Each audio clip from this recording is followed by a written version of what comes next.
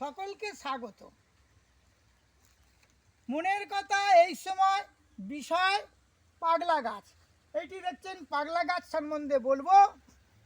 এই পাগলা গাছ মানুষ ও জন্তু জানোয়ারেরা পাগল হয়, কিন্তু গাছ পাগল হতে পারে? এটা কি অবিশ্বাস্য? এটা অনেকে ভাবছে। এই দেখেন, এই গাছটি পাগলা গাছ, ইংরেজিতে বলে mad tree. Mad tree, mad tree. এই গাছের পাগলামো যত তার পাতার মধ্যে। গাছটি প্রায় 30 থেকে 40, 50, 60 ফুট উচ্চতা হয়। এর প্রতিটি পাতার আকারে ভিন্ন ভিন্ন ধরনের। একটি পাতার সাথে অন্য আরেকটি পাতার আবার ও গঠনের কোনো মিল খুঁজে পাওয়া যায় না। এই গাছটি বৈজ্ঞানিক নাম টেরেগোটা এলাটা। এই গাছটি একমাত্র আমার শাশ্বত ভারত সংঘ রামকৃষ্ণ সারদাশ্রমী রয়েছে। কোনো পাতার সাথে কোনো পাতার মিল নেই। কেউ যদি মিল খাওয়াতে পারে 1 লক্ষ টাকা পুরস্কার দেবো তাকে, কিন্তু কিছুতেই আমার পুরস্কার দিতেও লাগবে না, আর আমার গাছের কেউ পাতাও মেলাতে পারবে না। এই গাছটি হাওড়া শিবপুর বোটানিক্যাল গার্ডেন আচার্য জগদীশচন্দ্র বসু উদ্যানেতে পাওয়া যাবে। 2-1টা গাছ আছে, আর আমার এখানে হাওড়া আমতাতে গাছটা আমার উদ্যানে লাগিয়েছি, ভেষজ উদ্যানে। দেখুন গাছের পাতাগুলো ভালো করে দেখুন। হ্যাঁ, পাগলাটি পাগল গাছ, ম্যাড ট্রি, ম্যাড ট্রি দেখুন।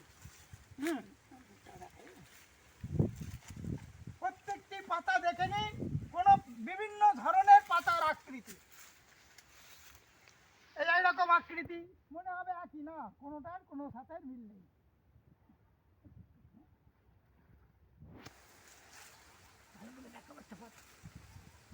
এইরকম পাতা, এরকম একটা পাতা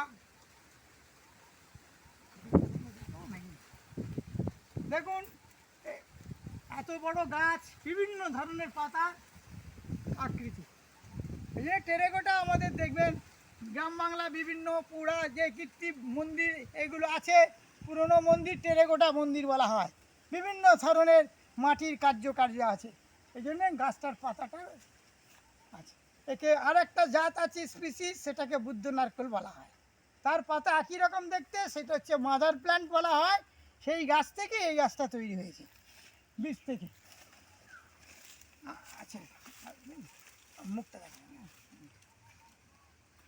পাতাগুলো আলাদা আলাদা দেখাবো। এই এরকম পাতা, এইরকম একটা পাতা, লাজের মতো পাতা। দেখুন পাতাটা কাটবো। হ্যাঁ, পাতা তো দেখবেন দেখাচ্ছে। এরকম ডিজাইন দেখেন, এরকম ডিজাইন, বিভিন্ন ধরনের গোল। আচ্ছা, আরেকটা আমাকে দেখাবেন পাতা দিয়ে। এটা গোল, একই গাছের পাতা, এই একরকম গোল। এটা ত্রিশূলের মতো কাটা, দেখেন। এর যত পাগলামি, ওই জন্য পাগলা গাছ নাম দেওয়া হয়েছে। পাতার মধ্যে বিভিন্ন গাছ কাটা, দেখেন হয়েছে। দেখেন।